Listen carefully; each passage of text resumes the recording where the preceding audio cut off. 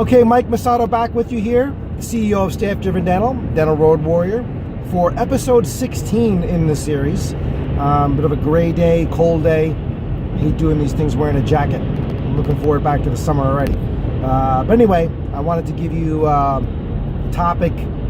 Today is going to be some legal advice. I'm not a lawyer, nor do I play one on TV, but I'm going to play one on this video today. Because over the years I've had numerous attorneys speak about legal pitfalls that we often can fall into as practice owners in our practice because we don't know what we're doing on a legal end. So I'm going to give you my 10-cent legal advice today that could probably save you tens of thousands of dollars if you put some attention on this kind of stuff, which you need to do. The problem, as you know, with most doctors, if you're a dentist listening to this, and if you're a staff member listening to this, you know this quite well, is that you are not natural business people. And we don't put our attention on all this kind of fun stuff, like making sure that we are up to speed in all the labor practices there are today. And that's what I want to talk a little bit about today because this is the flavor of the times. If you're not up to speed on this kind of stuff, it's going to come back and bite you big time. It used to be years ago, the whole thing, the way you got your employer was slip and fall. Well, I got hurt in the job and I'm going to sue my employer. If you notice, you don't hear about that kind of stuff as much anymore because they did a lot to close all those loopholes from a legal perspective. The flavor of the times right now is how we get the hapless and unfortunate doctor because he's not up to speed on things like sexual harassment and unfair wage and hour and creating a hostile work environment and discrimination and all those unfair and discriminatory hiring and firing practices, et cetera, et cetera. This is the kind of stuff that will come back to get you. And I'm not saying it's guaranteed to happen, but it only takes one of these cases to be brought up against you to cost you six figures easily. Not to mention the stress and aggravation of everything that you have to spend dealing with attorneys and going to court. It's not worth it. It really isn't. And it's just a matter of just getting better and knowing what to do about this kind of stuff. And that's why you got to get some legal advice. And this is not from, don't go to your state board for this. Do not go on the internet and look for this kind of stuff, or your payroll company or your accountant. There's a reason why attorneys that are out there specialize in things like corporate governance and business to make you understand this is what you have to do and these are some of the pitfalls you're going to have if you don't in your practice. Because I've seen this time and time again where you would think we're doing right, and look, I'm going to tell you, 90-something% of the time the doctor gets himself in trouble, they're pretty much innocent. But the problem is the law is pretty specific about what you have to have in place. And if you don't have this stuff in place, you're asking for trouble, like an employee handbook, and job descriptions, employment agreements, creating an employment file for all your people. Very important to have this kind of stuff, and this is a legal document, this employee handbook, for one thing. It should not be, again, downloaded off the internet or get from a payroll company. I'm often asked for templates for this kind of stuff. I purposely don't do that because I could be in legal jeopardy if I give you a document that is not accurate. So I know a lot of us have these, and I hear this all the time, but you really want to run this by an attorney who knows the law when it comes to this kind of stuff, because you could have a lot of liability even with a bad handbook. There are certain things that should be in a handbook, certain things that should not be in a handbook, and you need to know what these are, and you need to put it together, and it needs to be delivered to your staff, and it needs to be explained to them, and they need to sign off on it, and you got to manage them by these agreements that you have in the office. So very important to have a good employee handbook. And there's a lot of legal pitfalls from not having it, because like in the state of New Jersey, state of New York, when a lot of these charges are brought against doctors, one of the first things they ask you, a judge will ask you, is do you have an employee handbook? And if you say no, and you've made have you made the employee aware of their rights as an employee in your practice, and if you say no, it's ruling in favor of the employee. And that's what it's because the employee are unfortunately the quote-unquote portable victims, where doc, you end up being the victim just because you fall in these legal pitfalls. Like when you have to have it, so you got to have this in place. Paying people, and what's the rate you're supposed to pay them? Can they be salaried employee? Can they be wage and hour employees? I mean, truthfully, there's only one employee in the office that can be on salary other than you, and it's your office manager if she meets the test as being an office manager. Everybody else has to be in an hourly. You send people to a seminar. I've heard this come up a lot of times. You send them for continuing education. Legally, you're supposed to pay them doorstep to doorstep, believe it or not. And I get people, do I have to pay them? Do I have to pay them to be there? Yeah, of course you do. All right, so there's a lot of things you don't even worry about. You get yourself into trouble. And you want to protect yourself by having this kind. Look at the times we're going through right now. Look at the news of what's happening right now. This is the times that if you're doing anything inappropriate, even if you're doing it innocently, you're asking for trouble. And I've seen this, again, come up many times before. You want to protect yourself and keep it in an environment that's clean and doesn't have this stuff in the environment, and have your lawyer advise you to make sure that you're doing things properly. And again, your employees are doing things properly, because if the employees are doing things that are not appropriate, that you're not aware of, you're held responsible for this.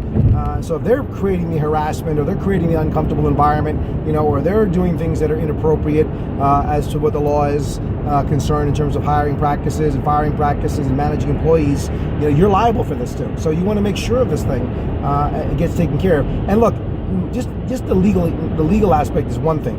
The employee handbook's good to have, just because I call them the rules for happy living. Having this book, it handles all these questions you get all the time. What about sick time? What about time off? What about vacation time? What about bereavement time? What if someone gets pregnant? How does all this work?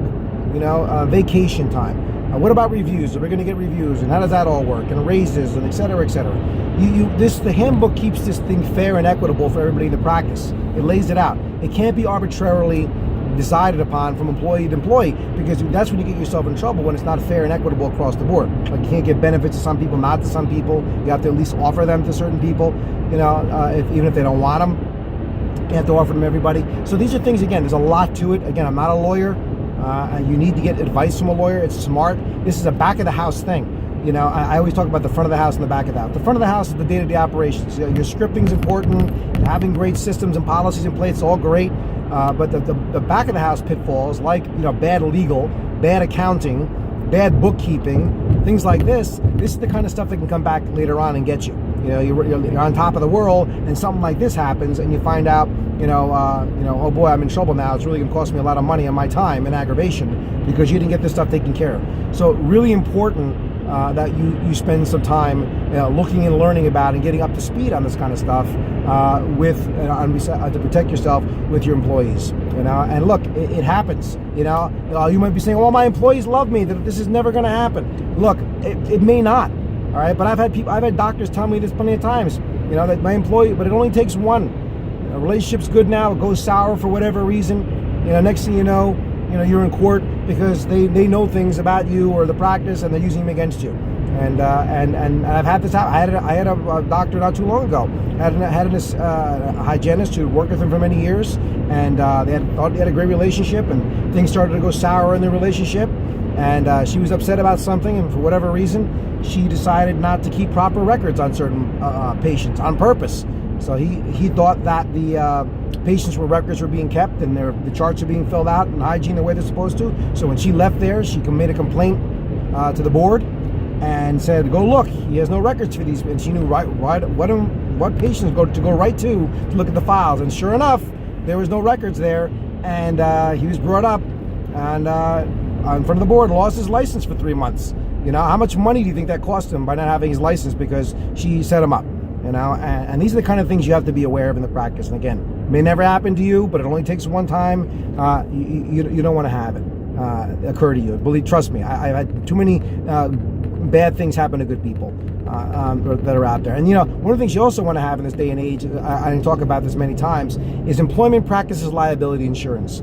It's called, the acronym is EPLI, Employment Practices Liability Insurance.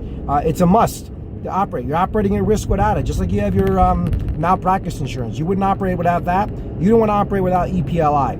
And EPLI basically is a great policy. If you have no pre-existing condition in your practice, like if you had any employment complaints against you, it'll protect you for about a couple $1,000. It gives you about $1 million in coverage, which will protect you in the case of a lawsuit and your legal fees and settlements and things like that. You buy it, you put it in your drawer, you forget about it, don't let anybody know you have it, and it's just there.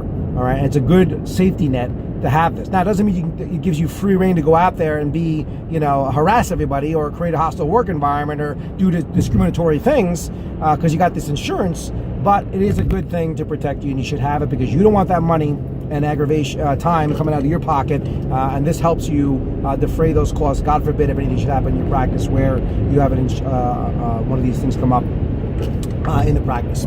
All right, so again, theme of the day, legal.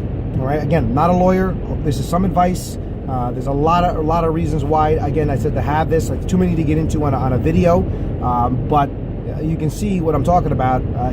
There's a lot of issues that come up, and you're not even aware that you're creating this situation.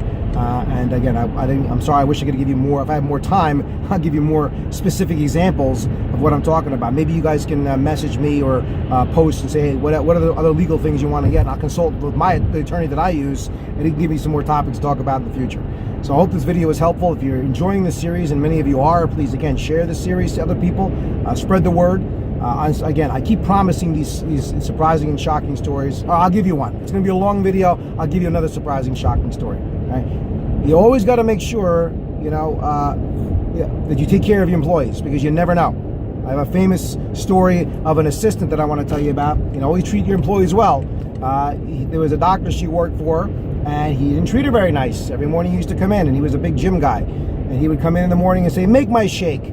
Go and make my shake in the back. So he'd have her make his protein shakes every morning before he started his day.